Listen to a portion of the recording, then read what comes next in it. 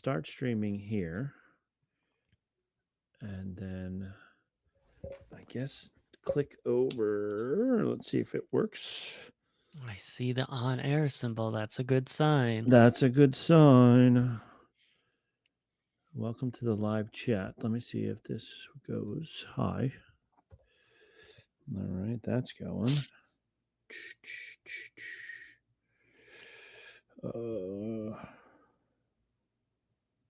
Here it is. Whoops. Welcome to the live chat. Let me see if this goes. Hi. That's got you going, that's for sure. I hear me. I just have to wait 40 seconds to hear you talk. Yeah, for the little bit that I actually speak up, right? Exactly. Whoops. The live chat. Let me see it. Yeah. That's got you There we going. go. I got you. Also. All right. Hey! We are good to go there. All right. I'm just going to now start recording my Audacity. Running mine. All right. That is going. And I need to go back. I'll go back to this view. All right. Here we go. On this episode of Bantha Milk Podcast, I'm right. No, I'm right. No, you are wrong. You're wrong, and I'm ready to prove it. All right, well, let's debate it. Here we go.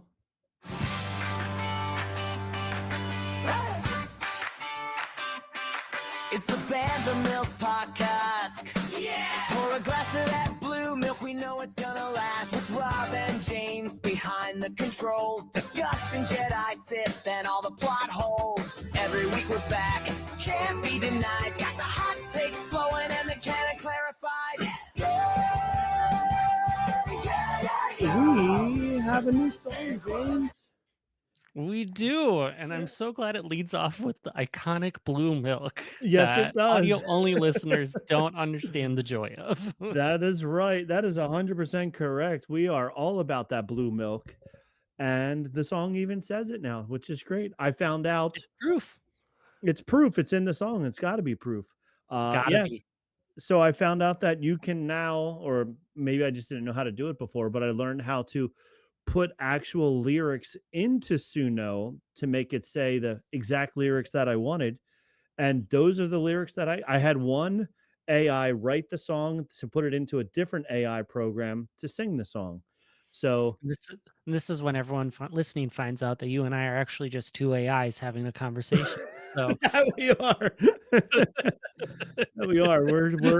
We're Olaf and two BD droids talking to each other here. Yes. Yep, But absolutely. the two AIs are back. It is James over there on the other side, and I'm Rob. We're What's back with up?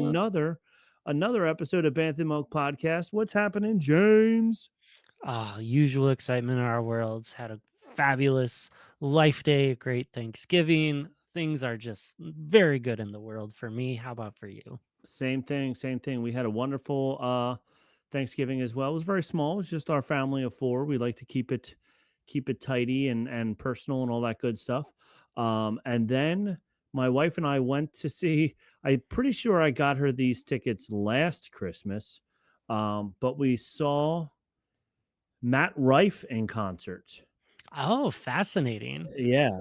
And I, very, very special uh warm-up comedian for him. Shane Gillis came out. I don't know if you know who he is, but not he by name.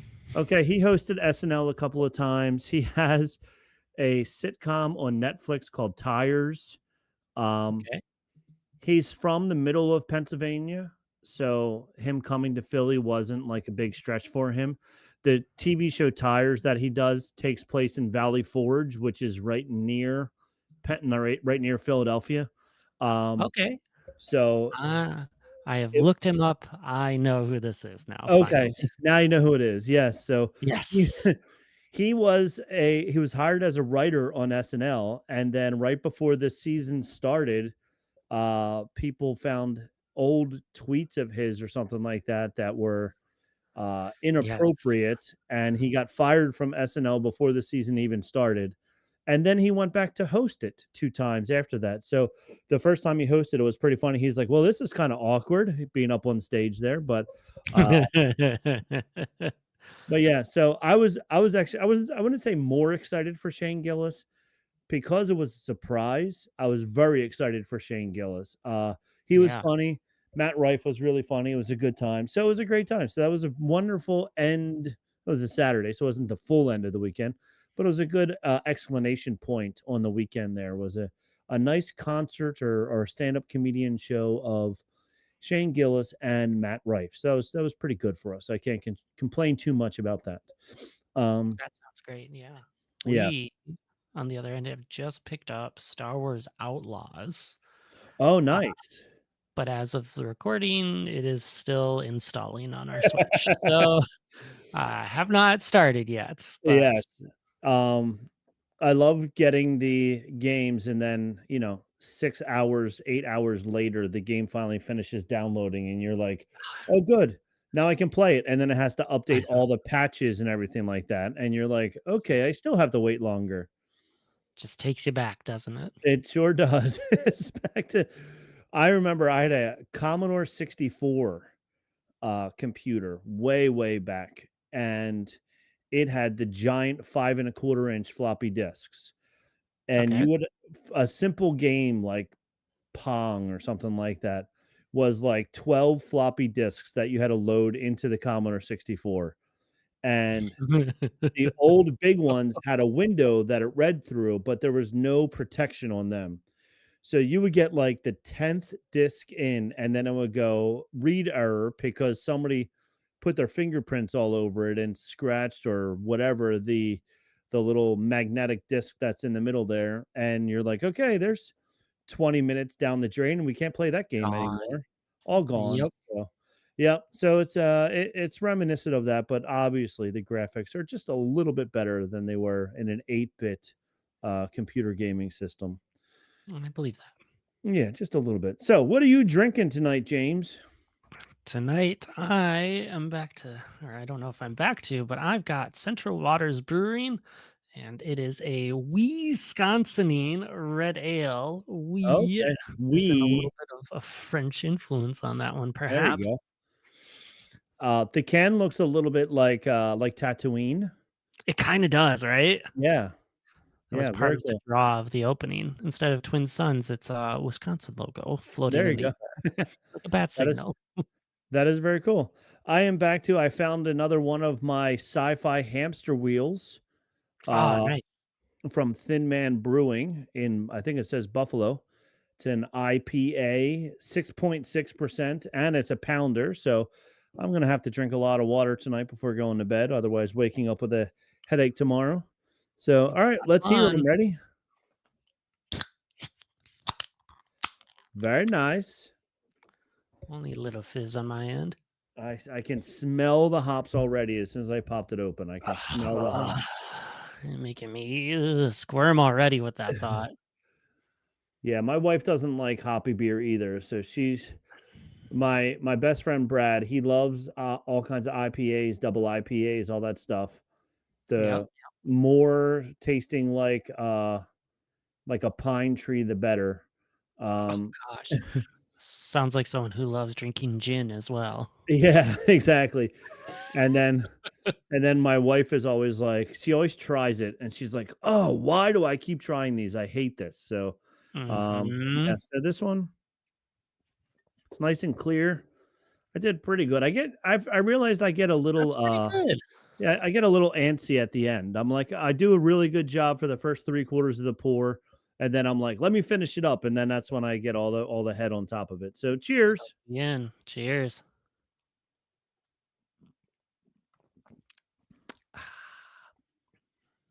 How's yours? This is good. This is gonna be gone very fast. That's So awesome. Well, this is very, very hoppy, like I said. It's very delicious if you like a good hoppy beer, which I do, so it's pretty good. It is not gonna be gone fast because if it is, I will definitely lose the debate tonight. oh, Yeah, and I don't need you to take it easy on me. I've got plenty of great arguments planned. I bet So, you do. So we're gonna have a lot of arguing tonight. I'm actually very very excited about this because this is the first time we're trying this, so it's going to be a lot of fun. So all you listeners out there, we're going to do later on in the main topic of the show a debate back and forth. It's going to be a pretty, hopefully high pitched, high speed debate. James gets 30 seconds to prove his side of the story. I get 30 seconds to prove my side. Then we'll each have 30 seconds to retaliate, and then we'll see who's the winner at the end. And of course, I'm going to win every I'm time. only I'm only a little nervous that some of the sides that I have taken will get me canceled in the Star Wars fandom very fast. So, They're going to be like, "How dare we you?" Yeah, only way to go is up with some of these, so we yeah. will That's do our best. we definitely will. We definitely will. I always like debating a side that I don't actually agree with. I think that's so much Mhm. harder and so much more fun to like prove that even though you know you're wrong, but then to prove that somehow you're right. Um, there was a movie, Thank You for Not Smoking. Mhm. It was all about what the tobacco companies did in the 50s and 60s and whatever. And I walked into the health class one day and I pretty much quoted like a whole monologue that the one guy said. And it was basically like, do you think cigarette companies would want to kill you? Of course they wouldn't want to do that. You know, it was like all this, like, Of course not. why would Why they want to would do they? that? Why would they want to kill their own customers? No way. That's not what they. So I went through the whole thing, and the the health teacher was just like, "Thank you, goodbye now." And he was like all the kids were looking at me. They were like, "What? What?" And I'm like, I guess I should have prefaced with what I was going with instead of just leading with them thinking that I was actually being serious here, which I wasn't. But it was That's very that's funny. kinda mean. Yeah, yeah. So it was pretty funny. So anywho, uh, other shows on the network real fast. We got, of course, the main show, Ears Up. They just did 2 shows in a week. Eric and Overachievers. yeah, yeah, they were well, not James, uh, Jason was like, yeah, this is our first show for the month, and I'm very sorry about that." And then like 5 days later, there was another show. So they wanted to get their 2 shows in for the month. Good for TSR's on a break. Punipod's going strong. They don't mess around. Uh, Scraping the vaults, I think they are completely dead. And Buena Vista Boys are still going. They're doing what the Supreme Resort used to do, but with all of the live action Buena Vista TV shows and stuff like that. So Alright. check all of them out wherever you get this podcast, and even on nope, that's not what I want. Even on YouTube and wherever else. But for now, we have a quick section of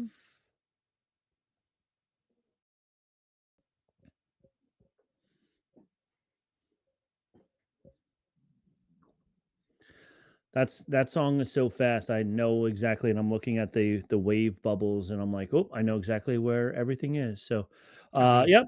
yep, I'm a professional.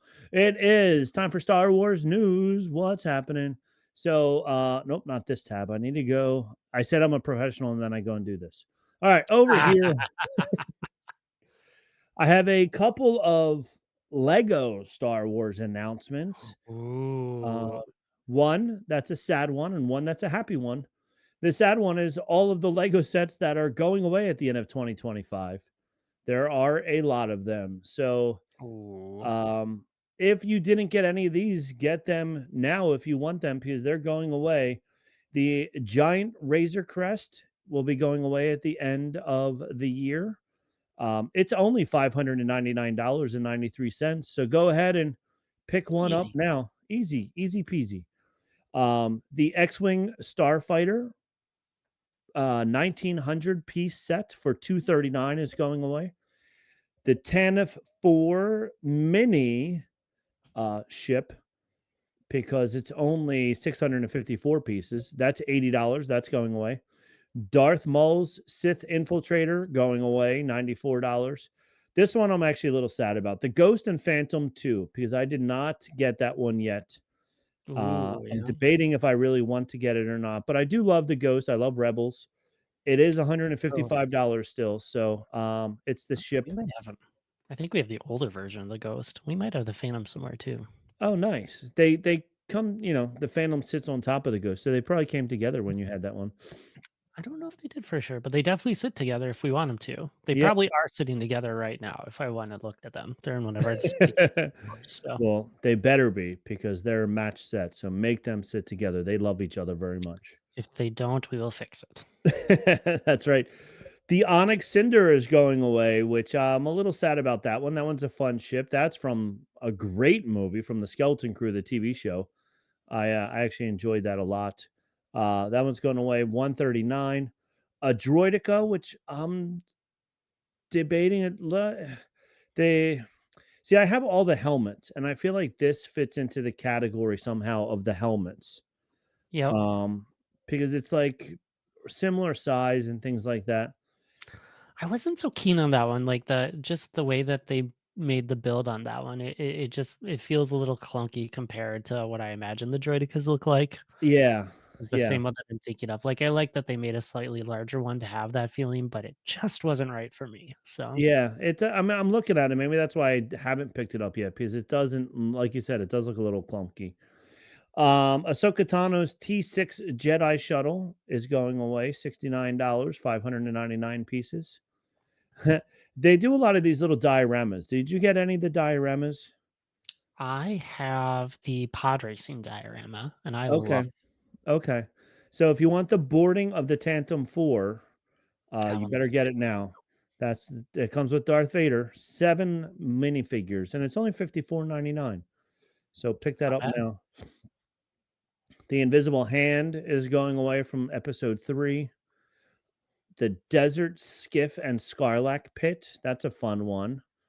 That That is. includes 6 minifigures, that's going away. The Moss Espa Pod Race diorama, is that the one I've you have? got it. There you go, that one's Yep. going away. So, if you save the box, it's worth $80 now. Once it goes away, you'll have a collector's item on your Woo. hand there. Yeah, it's, oh, it's out of sight. It's, you can see it right there at the top.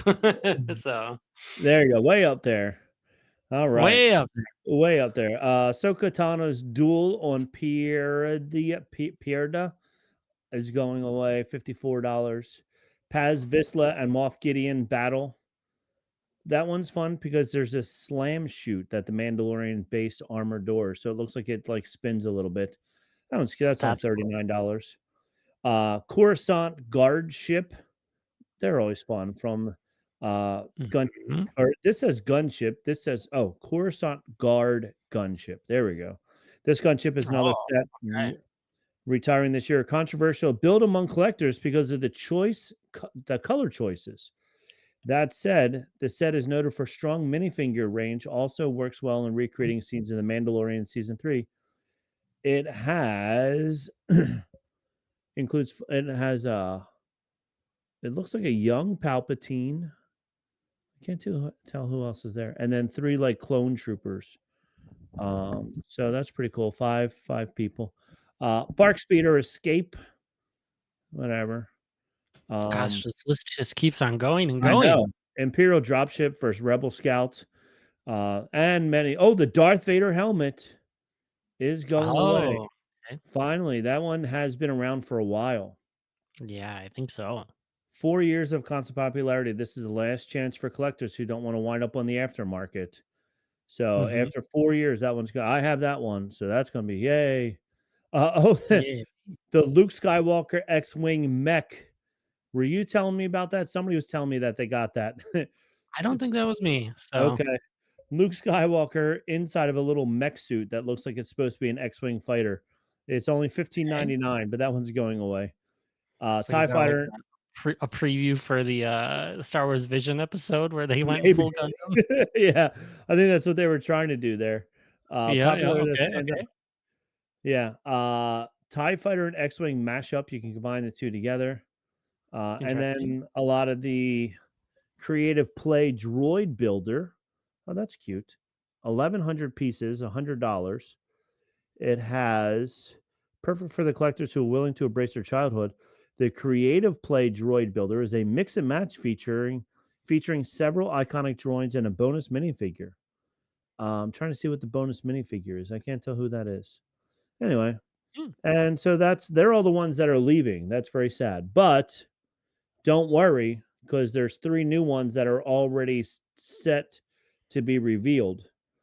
Uh the a BB-8 as detailed here. So let's see if I can see what the BB-8 is. Of course, it's taking forever to load. Oh, it's a nice full-size BB-8. Not full size, but it's a bigger size. It looks like mhm. about the size of the helmets. Will be Okay. released on January 1st. Character's first appearance in Star Force: The Force Awakens. It says Star Force. While in Star the Force, my favorite series that we talk about every 2 weeks. it sure is. Go Star Force. May look Mhm. slightly similar to the long since retired, although now with several printed parts. It's inside the droid that the real magic happens. Thanks to some clever internal mechanics, this BB-8's head will spin around in random directions when moving the astromech across flat surfaces, simulating the character in motion. Additionally, builders can also open up BB-8's front hatch to reveal a small burner arm used to give Finn a cheery thumbs up in episode 7 and a tiny grappling arm. So you can open up the front of it, little arms come out. There's That is I see how it does it. There's a little wheel in the bottom, and the little wheel is attached to some gears on the inside that will make the head spin side to side. So it's cute. It's nice. I like this one. It'll be $89 American. It's a nice looking one. So that's a good one to add to your repertoire. And then also two mini scale models that will be joining the Starship collection this year. A how do you say it? Venator. Venator, a mini Venator, which they're saying is a problem because it's not a Starship collection. It's not a That is starship. not a starship, that is a No. capital ship. Yep. Yes.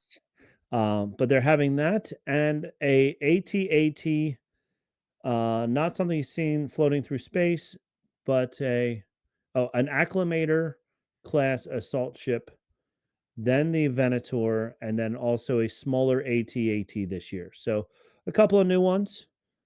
Pretty cool. A lot of little mini things, which is nice for people that don't have a lot of shelves. I So like the mini ones. I feel like they're yeah, a little more creative, and when they create the little scenes, I think those are really cool. So yes, I agree because it's interesting how they're able to get the same shapes out of so fewer pieces. So I like that a lot. mhm, mhm. Your friend Tag had already mentioned all of these dates before, but in case you don't listen to DL Weekly, Disneyland Star Wars Nights 2026 dates: Tuesday, April 28th, Thursday, April 30th, Monday, May the 4th, and Wednesday, May the 6th. So if you want to go to any of the Star Wars nights, those are the four dates this year. Now, I know you guys went, you didn't have a very good time. No, it was rough. There was a lot of lines. It was raining. There was just not what felt like very good crowd control or good knowledge of the characters and the experiences with it. We waited what felt like an hour, hour and a half to see Padme and Anakin. We were waiting to see Rex and Ezra, and they made two lines, but they wouldn't tell you who was coming out. And we were in the line that came second, and we just had to wait for such a long time with the rain canceling a lot of entertainment and things. It was just kind of a bummer for that one. That said, we think that we benefited from going on May 4th because we got to see all of the hardcore fans in their great outfits, and the costume and the atmosphere was just super awesome because of that. So, the Disney side of things, not so great for us. The experience and community part, pretty dang cool.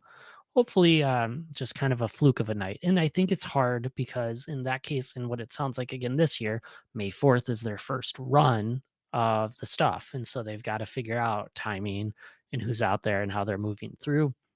I know for other events, like we went for Oogie Boogie Bash, instead of like the character meet and greet, it's kind of a pass through, get your little picture if you want your kind of moment, but you'll still be at the distance, kind of like what they did in the pandemic. That felt awesome. And so I'm Okay. kind of hoping they embrace that for some of the characters, especially the popular ones. But all of these are popular because they don't show up in the park ever. Right, right. So this is your only opportunity to get your picture taken with some of these characters that are never in the park. So everybody wants to have a full-on conversation with them even though they can't. So, Exactly. yeah. Well, hopefully you can go to any one of those and check it out and let us know what you think. I only have two more news articles. It's been kind of a slow week, at least what I could find anyway. But Holiday season, it'll do it. yeah, Ahsoka season 2. Apparently, do you know that video? It's old now. Apparently, I've never Apparently, been on a roller coaster before, and apparently and apparently I liked it a lot, and it's the apparently I'm really first good at time I've giving ever been interviews. on live television. And apparently my grandpa wants me to go over here. Yeah, so that kid's probably like 23 by now. But anyway, Probably. um, what star what star won't be back for Ahsoka season 2, you ask? Well, Claudia Black, who plays Mother Kothau, I forget the what was the witch's names? Of Darn the it. Night Sisters? Yeah, the Oh, Night no, Sisters, no. yeah. Revealed that she wouldn't be returning to the series for her second season. Speaking to Bleeding Cool in a recent interview, Black revealed that Disney is structuring things differently and noted that she left the show due to a dispute in pay. I'm going to be transparent, said Black. They picked up season 2, picked me up with it, and then Disney, which is structuring things differently, says these days, could not pay me what I needed to be paid as a single mother to keep all my responsibilities going at home in Los Angeles because they were filming in London. It was not something they could make happen, and therefore I had to bow out for season 2. It was very sad for me.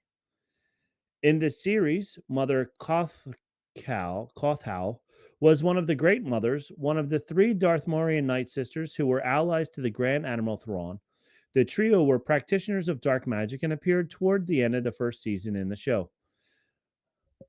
And it goes on more. But so the grandmother, the big mother, will not be back. Now, they were very heavily prosthetic up and blue paint and things like that.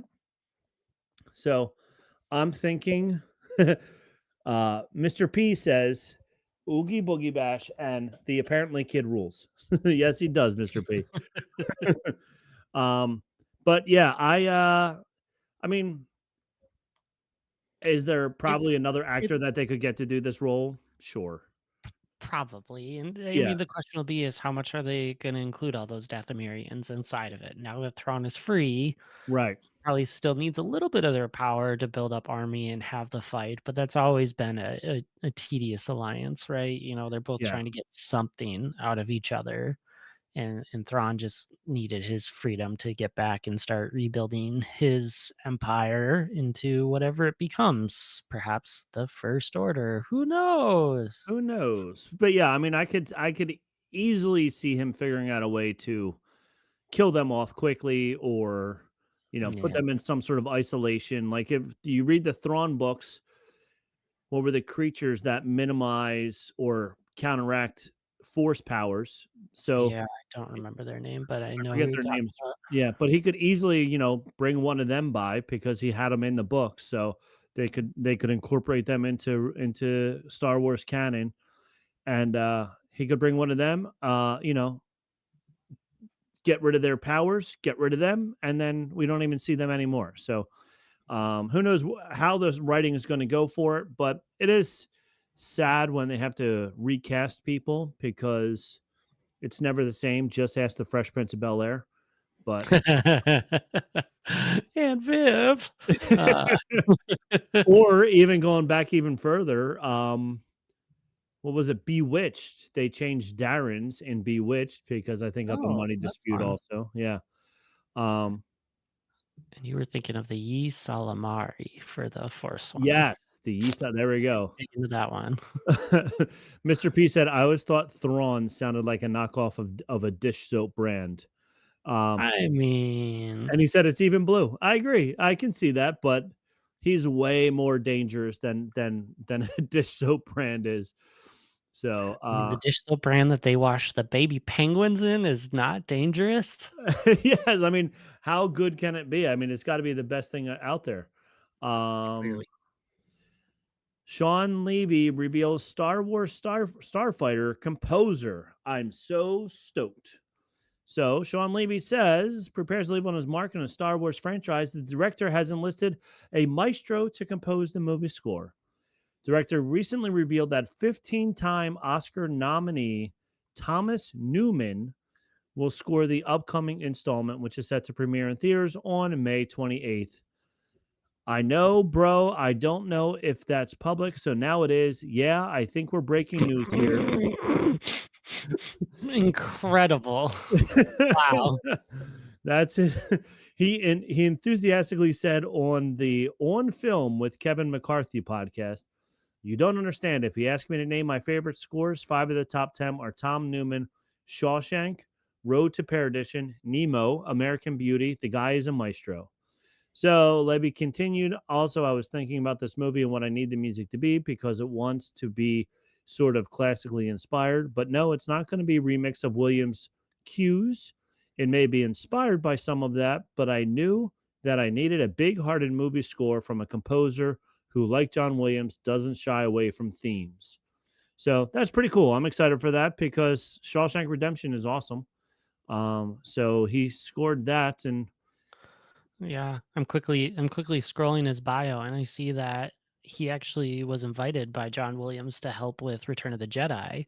oh, And so nice. he helped orchestrate the scene in which Vader died. So there's already a Oh, little bit of that connection that would yeah. really kind of tie into that. But yeah, he's got a pretty good list going on here. Including like touching into James Bond with Skyfall and Spectre. I'm like, this is a good list of music. Yeah. So Awesome. Well, at least we know we're not going to get a bad composer. We got somebody good taking over the reins. So I'm mhm, happy about that. mhm. All right. I think that's the end of my news. So I'm going to hit this one more time. Oops, maybe. No, what happened? Nope, I'm not going to do that. Nope, now it's playing the Red Hot Chili Peppers. All right. I'm not going to play the Star Wars news song because I just lost it. So that's the end of Star Wars news. Now I get to sit back, drink my beer as James tells us. Oh, I have this though. I love being a professional. It's the best. That's why It people is. listen. That is why. As James tells us this. Is it there? Nope. What's going on? Yoda for a minute, putting on a clinic with my homie Obi-Wan Kenobi. Can you feel it? On the field like a real one. Yeah, I'm the one like my first name was Anakin. All right, it is Jedi of the Week time. Jedi of the week. And Jedi of the Week. I have one for us, but I'm cheating this week. Oh no. Because I didn't actually pick a Jedi, but I picked someone incredibly influential to the Jedi Order.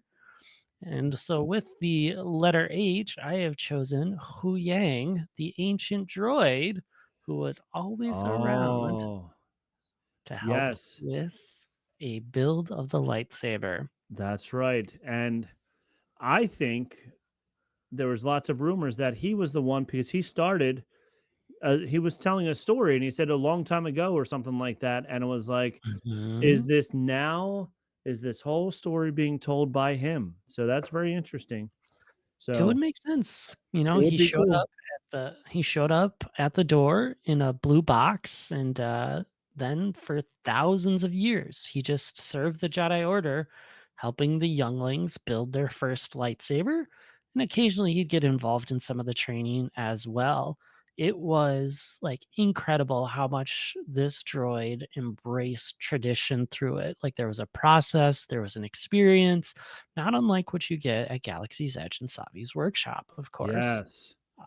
But it was cool because not only was it just build this weapon of the Jedi, but so much of it was learn lessons that are important to being a Jedi along the way. Because you had to be patient, you had to focus, you had to understand how it all kind of went together. And like it showed as they were building how they would have their relationship with the Force as they were going through it. And he really pushed them to kind of have that experience. And so it was great that he was kind of always around, and you see that as he has shown up in Clone Wars, as he's shown up in Ahsoka, both with Sabine and then later on chit chatting with Ezra in these moments. And so he's just been there and been a part of the history constantly. I mean, he was there to train Yoda. He was there for Master Windu. He always made sure that people were there to learn and he could be a part of it. Even in Young Jedi Adventures, when he showed up and helped Nubs and company rebuild the lightsaber, he picked up the lightsaber and he's like, ah, I know exactly whose lightsaber this is. And so he has that history and keeps the traditions, at least what feels to be the good traditions of the things that makes a good Jedi coming through with everything. And it's cool that he just stays and is just a constant presence, always trying to push people to be their best while having that iconic experience of building their lightsaber. And that's why we have deviated and gone with Hu Yang, a lightsaber wielder of a different sort. That is awesome. It would be pretty cool since you mentioned it if at Galaxy's Edge, when you're in Savi's workshop building your own custom droid, if he was somewhere against the wall or something like that, that would be That really would neat have if been he was there. so cool. Yeah, Yep. if they put him in there, that would be really, really cool. Well, he's awesome. Very good. I do like him a lot. He is awesome. He keeps showing up more and more and more and building his story even better.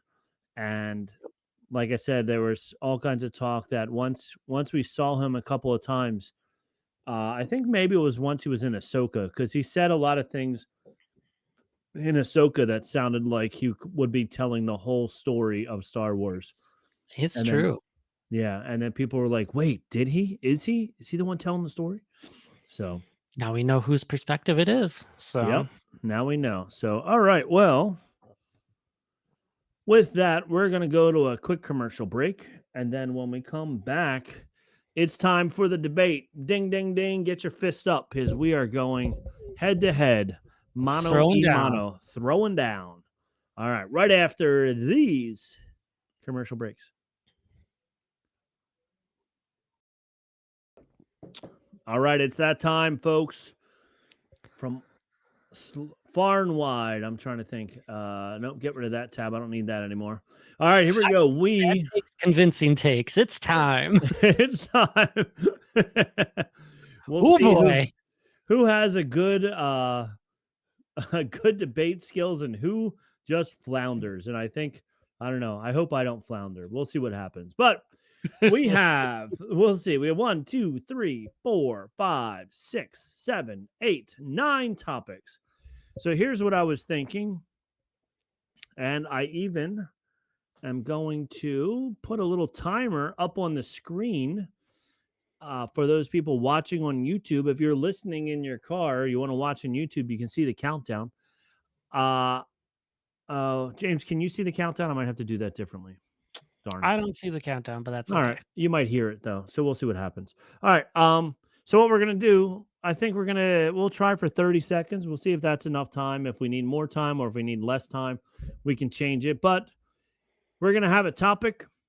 James is gonna go. He's gonna say his part. I'm gonna say my part. Then we're gonna argue with each other. Then we're gonna see if either of us will admit defeat. If not, we'll just, storm the Capitol or whatever the case may be. Just But agree to disagree. we'll Yeah. just agree to disagree. So yeah, I should warn you, my college roommate participated in forensics in high school, so I clearly have tons of debate advantage, even though he did not do debate in forensics. I'm clearly prepared for You're this. clearly So, prepared. Well, I like to hear myself speak, so I know I'm not going to have any ah, problem ah, talking. fair, um, fair enough. Fair enough. so I may not say anything of importance, but I definitely will just keep on talking. So, all right. So our first topic, and Do you want to rock paper scissors, or just you want to go first with the first one? I'll go first with the second one. How do you want to do this? What do you want to do? Age before beauty, right? All right. Thank you very much. I greatly will do that. So our first topic that we are going to be debating is, who is the chosen one, Anakin or Luke? And I have Luke, you have Anakin. I am going Yes. to start. Let's see if I can start the timer. Yep. Here we go. I'm going to start the timer, and then I'm going to tell you why Luke is, in fact, the chosen one. Luke is the chosen one because A, he was in more movies. Anakin was only in 3, then we never see him again. All right. Luke stays on the light side. He learned from the mistakes of the old Jedi Order and ultimately found a more balanced approach to the Force that allowed him to be more powerful and wise, good all the time. He also beat that guy named Darth Vader. He was a chump. Luke said, I'm going to defeat you. I'm even going to take your mask off and then call you dad afterwards. What do you think of that? He is, oh, wow, that was fast. All right. That was my 30 seconds. That was your 30 seconds. Well, I have to tell you, there's a reason that Luke was calling him daddy. It's because he is the heart of the prophecy, and the prophecy is literal. Anakin was born of no father. He had the highest midichlorian count ever recorded, and he's the one who threw Palpatine down the reactor shaft. He is the one who destroyed the Sith. He didn't need to be in an extended amount of movies where he became a grumpy old man that was not a true representation of the Jedi and the balance that we want to have in everything. It's clear Anakin had to be the chosen one. Perfect timing. Well, Nailed it. nailed it. Oh, come on. Come on, go over here. All right, this mouse pad is off to the left side of my keyboard, the touchpad, and I keep trying to hit the middle, but I'm hitting the wrong side. All right, well, Okay. now I'm going to debate what you said. My 30 seconds starts now. Anakin succumbed to the dark side, so he could not be strong enough as Luke was to just say no. He allowed himself to be manipulated and turned, even though he did finally throw Sidious down that shaft, but he never really died anyway. Palpatine is back. So he didn't even finish the job. He was weak because he was listening. Oh, man, this is tougher than I thought. This is fun. You make a fair point that Palpatine came back, but you're making it like Luke is this all goody goody. But let's remember, Luke tried to kill his nephew in his sleep. What kind of hero goes and does that? He basically was trying to create a new Vader. He's not the savior. He is a flawed Jedi, just like most others inside the Order. And there's your time. All right. Do we want to keep going on this battle, or do we just want to say I win? Oh, I still have my trump card ready. I've got one more in the Oh, bag. all right. Let's go one more round. Let's go another One round more. because one more round. And here we go. Also, oh no, no. See, now I lost my train of thought, so I can only do 2 of them. Luke was calm and adaptable, patiently learning. Patient. He also used the Force so well. He's the only one who was able to transport himself miles and lights things away to trick Ray, or not Ray, to trick Kylo Ren into thinking that he was there. Use all their firepower on him and try and let everybody else get away. That's how good he was. I mean, you get a lot of talent when you inherit it in your genetics. And you know there's good Oh, genetics because of the oh, Mortis arc in the Clone Wars, when it was oh. confirmed that the father said only Anakin can tame the son and daughter other than the father. He was up there. And if you need a bigger argument, our Lord and Savior himself, George Lucas, said Anakin is the chosen one, the word of God, right? All right. And you have 10 seconds to spare. And I don't think you need any more of it. Fine. Don't. Oh man, you used that on me. You said he's the dead. Blah blah blah. All right, whatever. You win that one. I'll give you that one only You because made good arguments. I tried my best, but you pulled out. It's all hereditary. Oh, all right. Round two. James wins round one. Woohoo! Oh, boo. Round two. Ha. You're definitely not winning this one. Who? You're I going first this time. canceled from this one. Can't believe you put this one this high. No one's gonna trust any of my opinions And after no, this. after this, you are done. They're just gonna be like, Yeah, James is out. All right, here we go. You get to go first, also, I because I should go went first on first. the one. Yeah, Yes. please. All Ugh. right, here we go. Who shot first? Go. It's clear Greedo, at a minimum, shot at the same time as Han, if not shooting first. Han is a hero, and even Lucas had to change it because good guys don't cold-bloodedly murder people under a table, no matter what kind of scoundrel or scummy place that they are inside of. You still have 7 seconds. What else you got? Because you're not gonna win with that. I mean, I'm trying to argue Han's clearly a murderer. Is that the guy we want Leia falling in love with? All right, my turn. Han is the only one who shot. There is no who shot first. Greedo never shot. All right. Han shot. George Lucas didn't like it because he didn't even know if, well, not at the time, but Han didn't even know if he was going to be in the third series, in the third movie.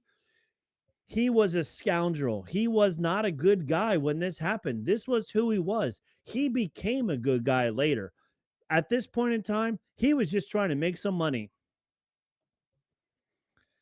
All right. I mean, yeah, he's trying to make some money because he's broke and he's got to figure things out. But that's what he does. He doesn't take the easy way out of just shooting first.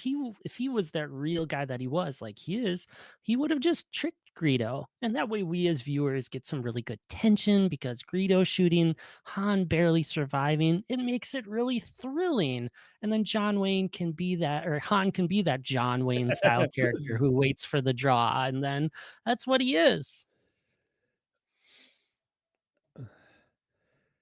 He is a John Wayne that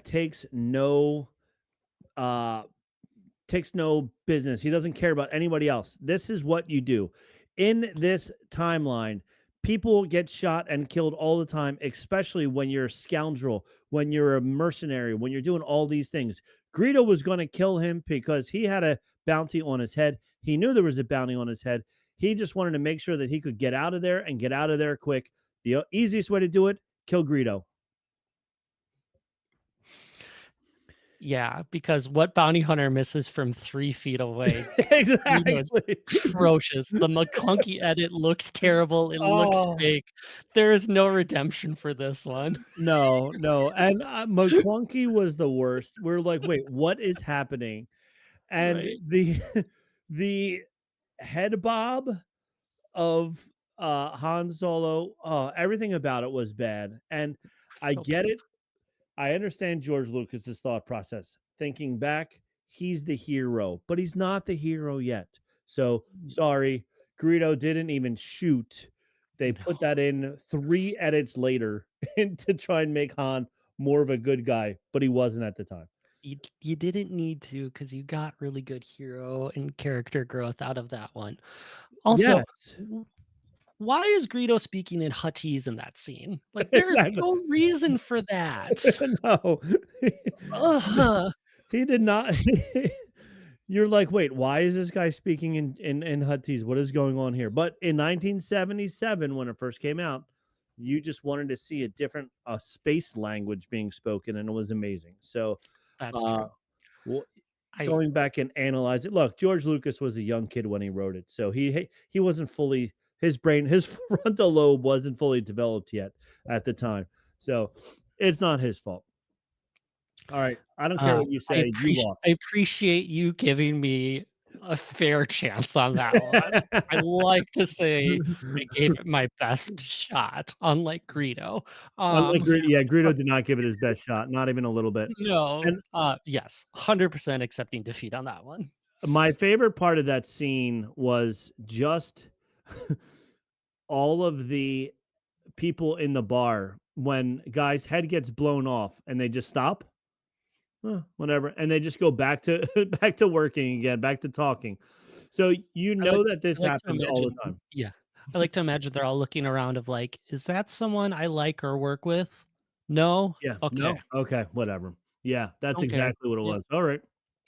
Yep. Is No it is problem. this is it somebody I can get money out of him? Nope. Okay, good. All right. This one's a little tricky. Uh This is a tricky one.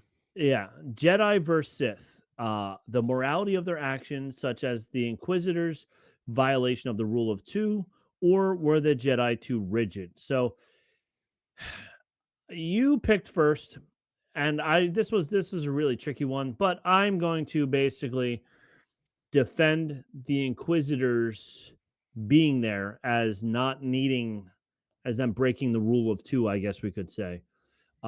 So let me get everything started. All right, are you ready? And then you are going to have your side where you're So, so basically, you get to argue the Jedi are more moral than the Sith are because the Sith are cheaters, and the I get to Sith are say cheaters. The Sith are more moral than the Jedi because they're too rigid.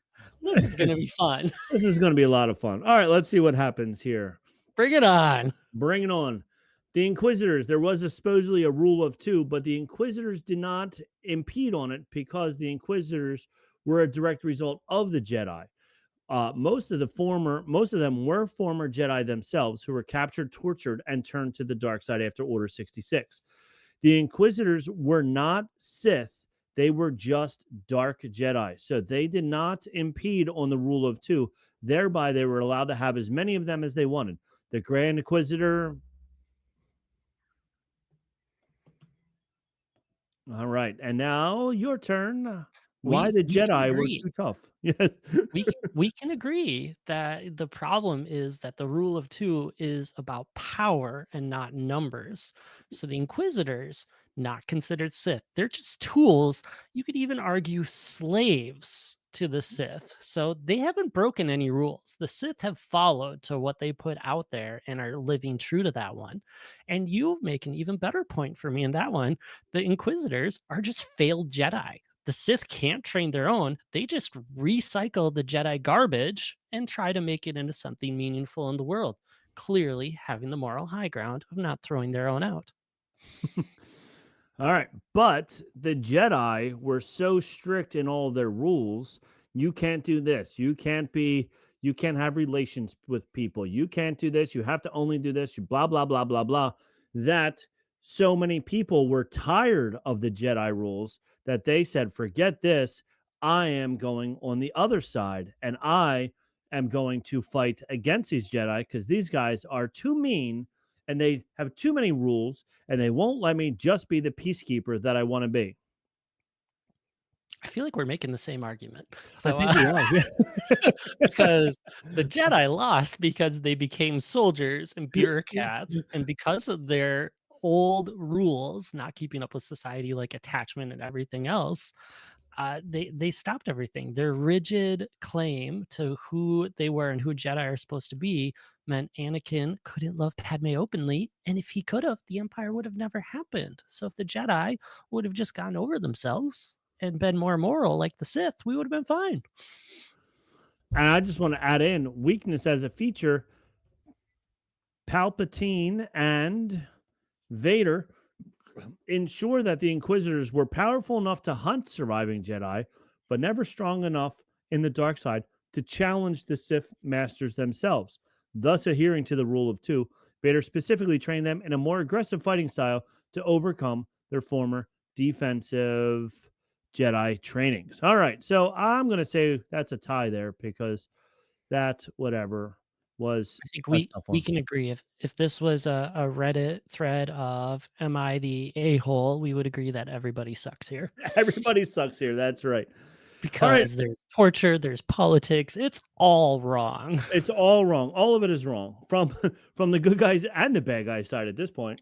Yeah, exactly. All right, the next topic, and I think I go first on this one. All right, Um, have at it. no, did I go first? I Oh went no, first it's with the my turn. Inquisitors. I It's I your would go turn. first on the evens. It's me. Yes, you go first on evens. All right, force sensitive characters. Do we need more of them? Can you be force sensitive and not a Jedi? And go. We here support democracy. Democracy is fantastic. We should democratize the force. The force is created by all living things, and therefore, all living things should have an opportunity to do it. It shouldn't be limited to just a monk with a laser sword. 7 seconds. Nothing. Uh, Characters like Finn, Sabine, Chirrut Imwe, they make the universe a richer place for us to live and experience. False. All those extra characters knowing the Force ruins the fact that these are super powerful, super top elite. These are the billionaires of the world. We can't have everybody can't be a billionaire. Everybody can't use the Force because if everybody can use the Force, then who are we holding down? We need to hold somebody down. There needs to be somebody less powerful than us around. So the Force people are there. We can't have everybody, including a kid moving a broomstick around. Come on. No, no, no. Broom Boy at the end of The Last Jedi is a great message. Broom Boy is the central message of Star Wars. Hope. Hope can come from anywhere, not just the Skywalker bloodline. And what my opponent here is putting out here is elitist Jedi propaganda. We need to hear that for what it is. The Force guides everyone, including scoundrels like Han Solo who shoot first, who say things like, there is no such thing as luck. We need the Jedi to protect all of us. Without the Jedi, anybody can just roam free. We can't have everybody knowing how to work the Force and use the Force because then we'll have more scoundrels and more bad people using the Force to rob banks and steal things and break into things. So we need to have less people with the Force so that way, and we can't have anybody just learn how to use the Force. Ahsoka can't just teach Sabine how to do it. Yeah, but when if you're just looking at the couple of bad eggs, you're missing out on all the good ones. I mentioned Chirrut earlier. Like he wasn't a Jedi, but he used the Force to be a hero. That was awesome. Everything that he did because the Force guided him.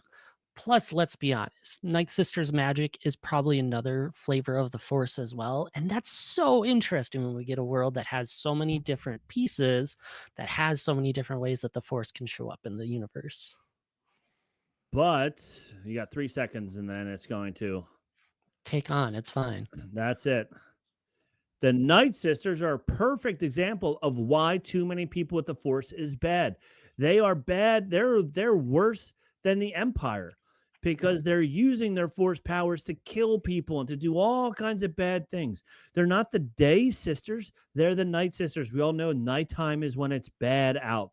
So bad people should not have the Force. Only good people. If they were the Day Sisters, it would be a whole different story. But we can't have people conjuring up and making people out of nothing. The Night Sisters had twins that were born with no father.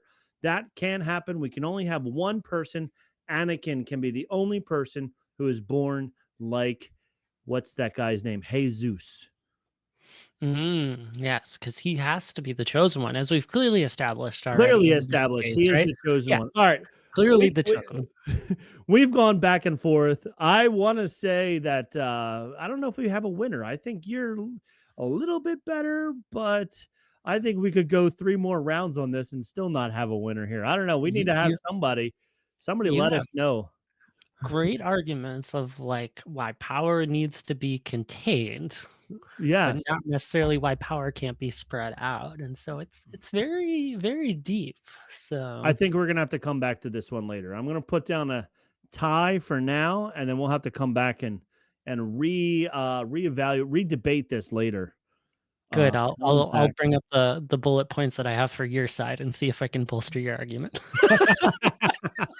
I, I like that one. All right. Um. All right. The next one. This one's tough for me, but because this is the one that I wanted to have the other side, but we'll see what happens. All right. We can swap. I'm ready. So if you want Uh, to swap on the fly, we can swap on the fly for this one. That's fine. if you need it, I can do it. All right. Well, I'm going to go first because it's my time, but I'm a little scared now. All right. This one, help me out here, folks. Who wins, Yoda or Darth Sidious? And go. Yoda wins because when we saw Yoda first battle, oh, who's the other guy with the beard? He was an old man walking around with a cane, and then suddenly he started jumping all over the place, blocking, moving, throwing rocks at people. I know what you're going to say. Darth Sidious can throw big things at him as well, but Yoda is much more agile when he wants to be. Woo woo! He can move, he can duck, he can dive, he can move all over the place, and he's going to beat him in a lightsaber battle as well. He might win the lightsaber battle, but at this point, Sidious has only got the one lightsaber compared to the two that we're used to him seeing. He had to adapt his style to his not preferred style, and yet he still was able to win in this fight. And not only just this battle, but Sidious won the war. He played the long game and outsmarted the entire Jedi Order right under this incredible Grandmaster's Yoda's nose. He had no idea, and then Yoda gets overpowered by the Force lightning and he's forced into exile. Yoda wasn't forced into exile. Yoda chose to leave to make sure that he could come back stronger, better, faster later. He saw that at that point in time, he wasn't going to win. And he said, all right, I'll let you take the round, but you're not going to win the whole war. And even though it appears to the person who watches it that maybe Sidious did win the whole war and Yoda went and hid, Yoda used his best power, which was training Luke. Yes. Well, I appreciate that you acknowledge what we all saw. Yoda fell, literally fell to the bottom of the Senate and gave up and strategically retreated, aka he quit. What a waste of 900 years to prepare and let the Sith take over right when you're there. He lost the mental battle before any physical battle started. It was all Jar Jar Binks' fault. Jar Jar. It is. It's Jar Jar's fault. Yep. Yoda stepped aside. Yoda stepped aside. He saw he wasn't going to win right then, even though he's also 900 years old. So he's not quite as nimble. He can be fast for a little while, but not fast for a long time. He needed to make sure that he was ready to train somebody else who could then come and handle and beat him in the long run. Last one for you. This is a good one. Yoda was overconfident. If he would have gone after Anakin and Obi-Wan had Sidious, Sidious won because he had the high ground. And you know who beats people in the high ground? Obi-Wan does.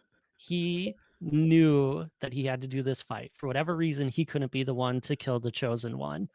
And he lost to unlimited power. Oh, I don't want to admit defeat, but I think unlimited power and Yoda running away gives you the advantage here. James, you win that one. If Yoda would have opened his eyes, he would have trained harder, been more prepared. His cockiness, arrogance. His and the whole Jedi Order's cockiness. They were like, the Sith haven't been around for hundreds of years. There's no such thing as a Sith. Not a chance. Not realizing that he was right there under their nose the whole time. Oh, all right. This one, I know I'm winning this one. So here we go. Are you sure? Right. So the question is, and you get to go first. Was Anakin right to distrust the Jedi Council? Was Anakin right? Ready? Yeah. Go ahead. Hit me. Anakin is your typical teenager. He is unstable, emotional, and power hungry. He broke the code, he broke the rules. Jedi love rules, they love order, and the council knew they had to be cautious, especially with the fear. And what did he do? He proved them right by murdering younglings. All right. Well, you're submitting 5 seconds of your time there. Yep. Anakin, their initial refusal to train him, constant doubt, secrecy, and their hypocrisy in bending their own rules is the reason that Anakin did not trust the Jedi Council. Anakin knew he was the new version of the Jedi. They refused to bend, they refused to train him, they refused to let him do what he could do, always holding him back. He needed to not be held back and to continue on his ways. Yes, because they need to see the future of the Jedi Order. Someone who slaughters Tusken Raiders in cold blood way before he was mistreated by the Council. There was always darkness inside of him. And let's be real, he was a brat and not a good brat summer brat. He was the real brat that just wanted his way. And even when he got the huge honor of the seat on the Council, all he did was whine. He wasn't awarded the seat on the council. It was given to him by his good friend and nice guy, Palpatine, made him a seat on the council. He also killed the younglings because he knew they were already brainwashed into the Jedi have certain codes and couldn't see the grand scheme of things. He knew he could be a Jedi and love Padme and make everybody see his way and everything would be fine. But they just wouldn't listen to him. Maybe if he would have met Hu Yang, we would have been able to work out some of that fear that Yoda sensed into him. He would have understood some of the legacy. Because after all, fear leads to hate, hate leads to anger leads to suffering. And that's what Anakin did. And that's why clearly the Jedi Council was right to make sure that he went down this dark path. Mm-hmm. Well, Mm-hmm. they forced him down the dark path because you have 13 seconds left. I'm out of arguments. I'm wrong. You're losing. You are way losing. They forced him down this dark path by asking him to spy. They knew that he was very close with Palpatine, and they knew that Palpatine was bending his brain. And instead of talking him out of it, they forced him to spy on it. Then they abandoned his good friend Ahsoka Tano. The council said Ahsoka is no longer a Jedi, kicked him out. And then they constantly were being very secretive around him, not telling him things, even though he was on the council. They created the Anakin that we know today. Boom. I was really hoping you'd bring Ahsoka up because I'm like, that is such a big thing of bringing that whole like Ferris arc into this. Of like, he had every reason to doubt them. Mace Windu was Oh, a jerk from day one, like yep. fighting against him. They were incompetent as a whole council. Like Qui-Gon saw the right way, and we know we trust Qui-Gon because he always had the right vision. Like, my gosh, this council is just atrocious. And it's so hard to fight and argue all those things in only 30 seconds at a time.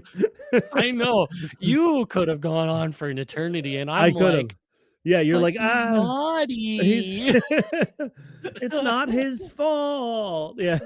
All right, I win. Yeah. I'll concede that one There you easily. go. Mhm, All right. mhm. And now I'm going to fight the exact opposite. I don't even know who has the I feel like I might have the uphill battle on this one. I don't know. I don't know. It's going to be tough. All right. This Oh. question, is the empire truly evil or just mismanaged? I think who's first, you or me? You are first. This is I an am odd. first. So Okay. All right. Is it truly evil? And the Empire is truly evil. Look at the top down. You have Palpatine, the most evil person in the whole world. He created a war amongst himself just so that he would win. He picked both sides of the war, told each of them different things so that they would hate each other, only so he would come out on top. Then you have the second of the Sith, that Darth Vader guy. We were just talking about him. He was brainwashed so much, he wanted everybody to do exactly what he said, no matter what. You bring up that there are atrocities from the Empire, but those are the fault of bad actors, people like Tarkin. It's not the system itself. Like the galaxy is chaotic. We know this. The Empire brought order, not like First Order, but like the Clone Wars ended, and we saw a boost in the economy. And who doesn't love running a campaign on a strong economy? A strong economy only works if the strong economy is actually a strong economy and not just the evil people in charge saying it's a strong economy. Sidious was telling people whatever he wanted. Darth Vader was saying, "You agree with me, or I will force choke you and kill you. If you don't agree, then you die." There's been how many admirals and how many people in charge that Darth Vader killed just because they said, Lord Vader, we don't think that's the right idea. You're now take his badge. You now get more squares on your chest than he does. Again, we keep going back to the same two people. We're not talking about good people like Callus and Rebels. He saw the errors of their way. And let's be honest, what are our alternatives? The New Republic, the one that failed immediately after taking over? We saw it in Ahsoka and Mandalorian. We need structure because the general public only wants safe shipping lanes and no pirates, and the Empire provides.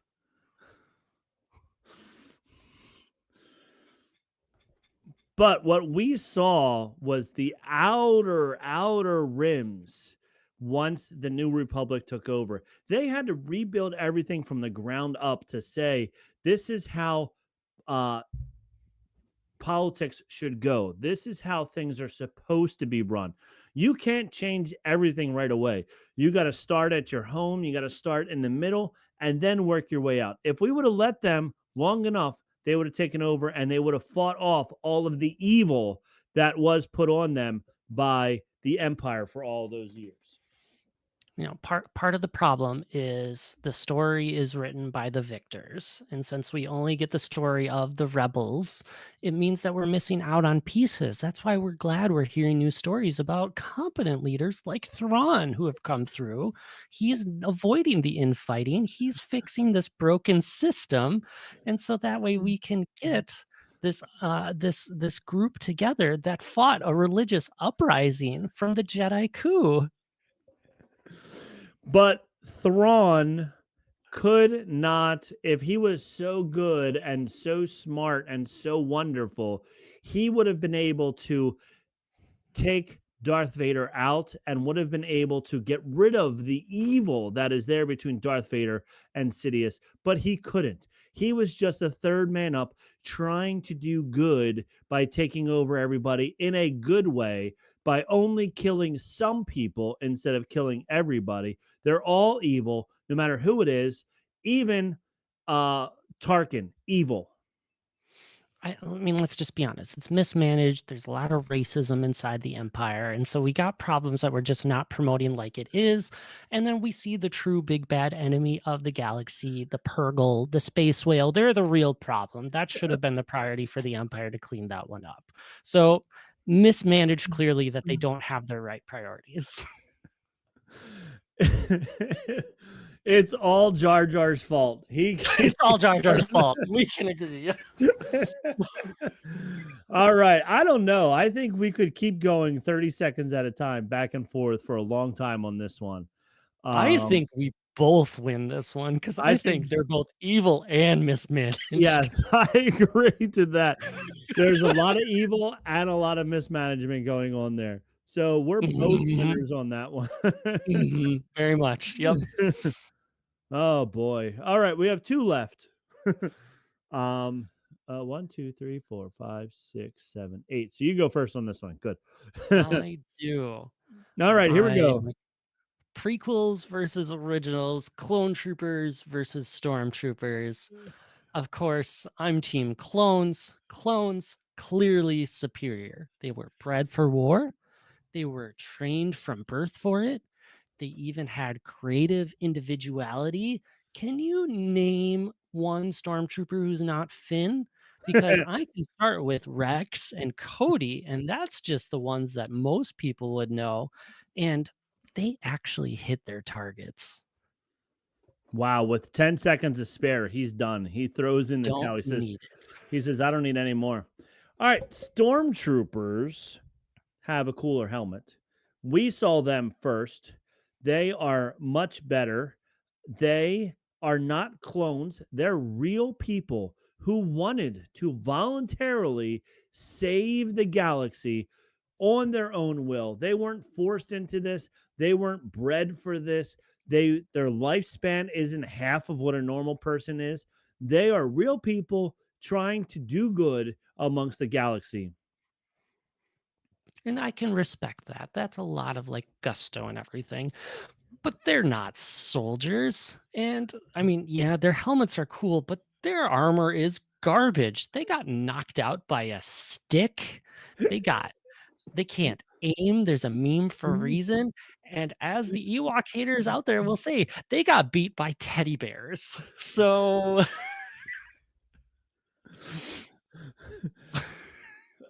You had five. I was seeing if you had 5 seconds to go, seeing if you were going to keep going. I don't Um, need any more. you don't need any more.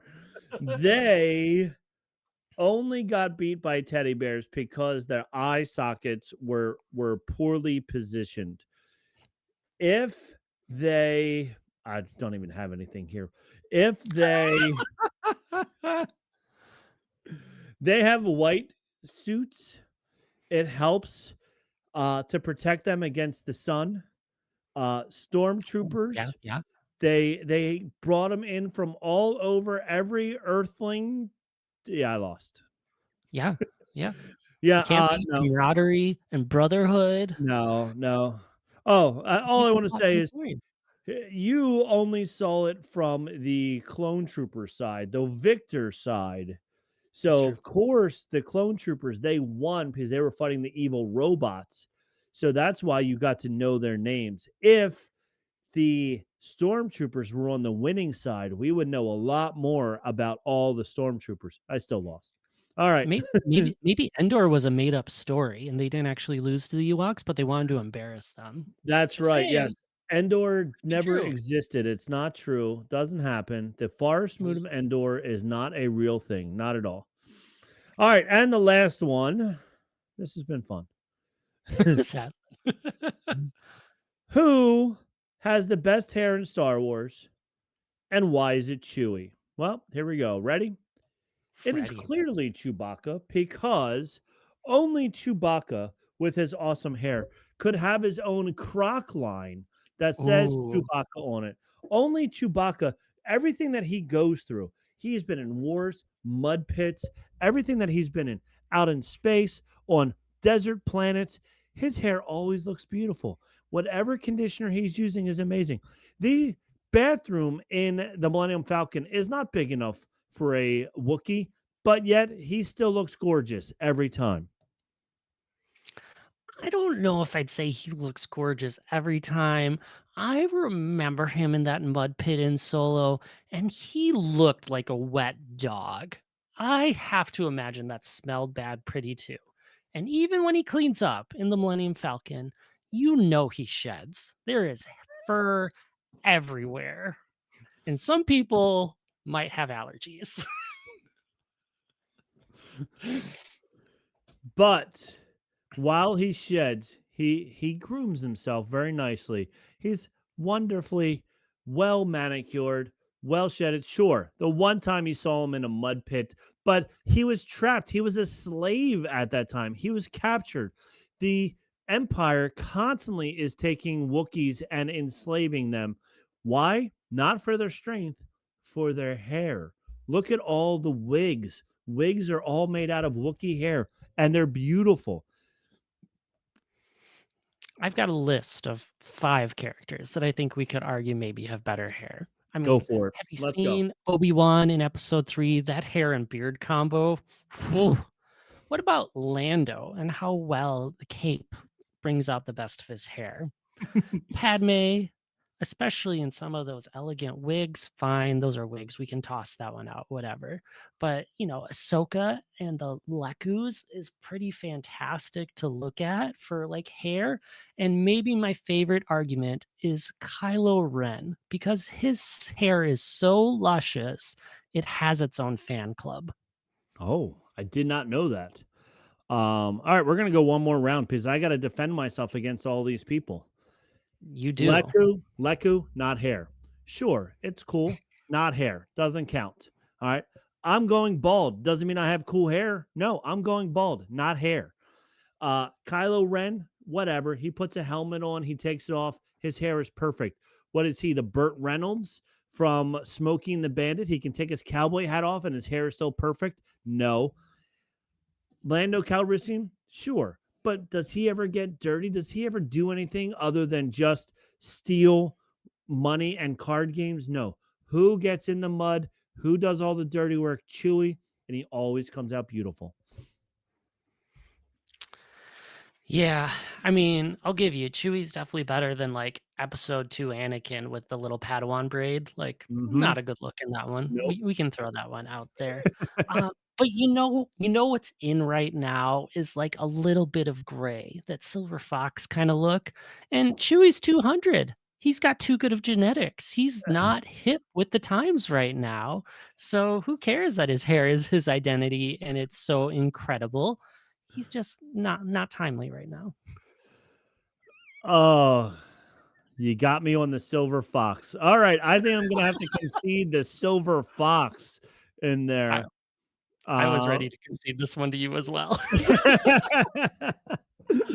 all right. Then Give we it both time. lose. Yeah. When the fashion cycle ends, we will go back to accepting you as the winner in this one. Did you see the AI meme of Chewbacca after he shaves? There's a picture No. of a guy. It's so funny. It's pretty cool. So you have to try and find a picture of a Is it like shaved. the owls, the baby owls without feathers? Because that's No, scary. no, it's not scary at all. It just looks Oh, like okay, okay. it just looks like a normal dude with like a Chewbacca nose, but he's just all bald instead of having all the fur on his face and head and stuff like that. Incredible. So, Oh my gosh. all right, well, that ends our first ever debate club. I think it went pretty well.